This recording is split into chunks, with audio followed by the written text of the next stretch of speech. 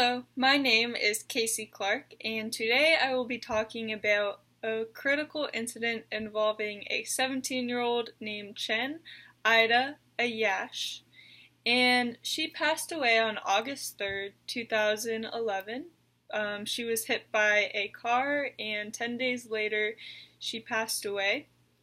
And when she passed away, her parents requested that her organs be donated, and they also requested that her eggs be extracted, frozen, and fertilized, and this all took place in Israeli. So they were requesting from the Israeli court, and the court ended up granting that they could extract their 17-year-old daughter's eggs and freeze them, but they said that they could not have their child's eggs fertilized by a donated sperm. So I will be looking at this case through four different ethical principles.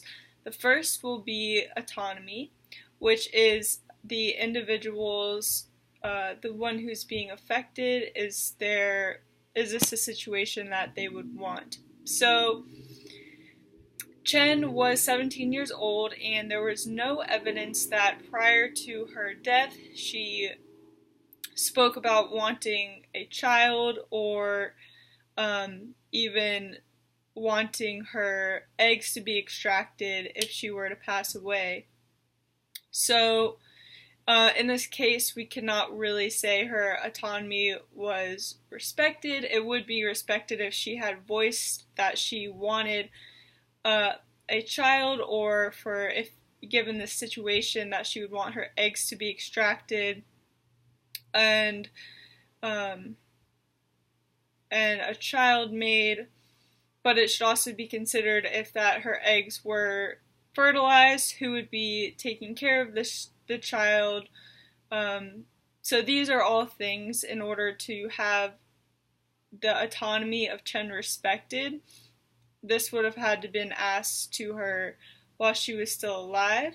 In this case, it was just inferred because the parents couldn't actually provide evidence that her autonomous decision was being respected. The second principle I will look at is beneficence, and this is the principle that the most the well-being of the individual is being respected. So, since her autonomy couldn't her autonomous decision couldn't be verified by her parents, it is unknown whether this is actually helping the individual. From one perspective, she could be helped if she wanted her spirit to live on and for her DNA to be conceived within a child.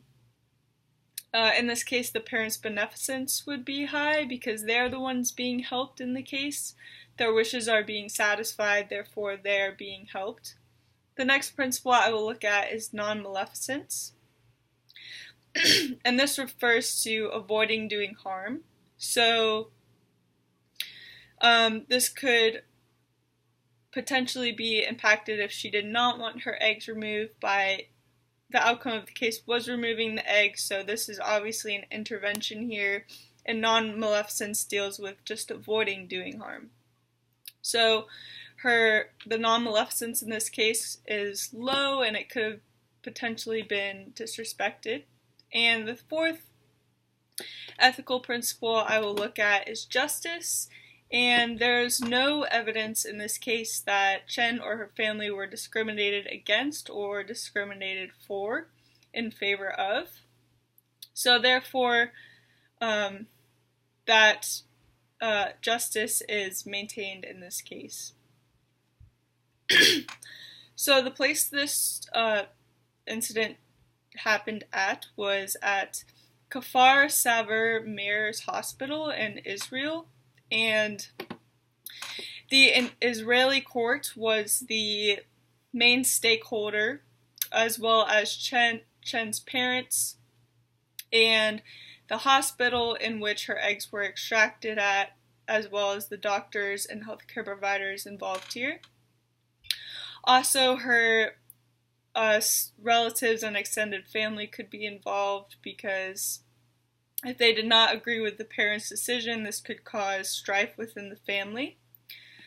Organizational and legal concepts. So there are no laws or regulations in Israeli or the United States or around the globe that prevent the extraction of eggs of a deceased individual or a minor. But also the culture should be considered. So maybe in a culture where family is critically important, they would have allowed the fertilization and they would have justified that.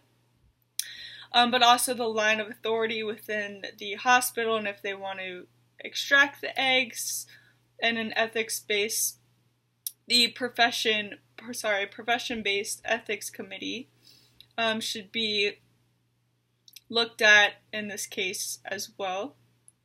But ultimately, neither of these things, the line of authority or the ethics committee in the hospital itself, disagreed with removing the eggs.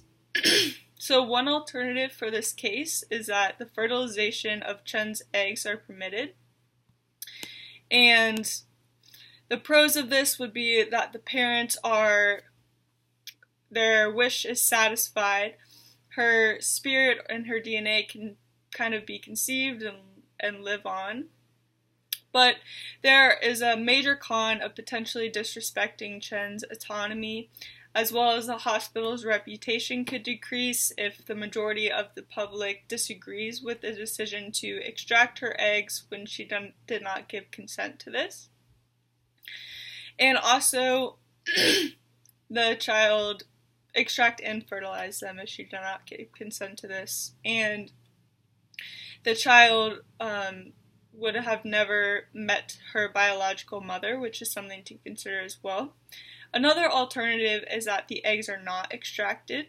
And the main pro of this is that Chen's autonomy, there's not taking a chance of disrespecting Chen's autonomy, because non-maleficence is high because we're not intervening. But a con is that her parents' wishes are not upheld, and also that her spirit and DNA would not live on. And a third alternative is that an ethical committee could be consulted. And a pro of this is that more input and consideration can go into what is the best and most ethical decision. There is a higher chance for respecting Chen's autonomy. And the cons are that the family does not get their wishes, and also that more money and time will be spent. But ultimately, I believe alternative 3 is the best choice for the outcome of this case. I think an ethics committee should be consulted, because since there is no evidence of what Chen would have wanted, I believe by extracting her eggs, that could be an invasion of privacy that she never agreed to, and I don't think that should actually be done unless there is proof that this is what she wanted. But I think by involving an ethics committee and getting their perspective on if this is okay or if this is not okay, it can justify the end outcome.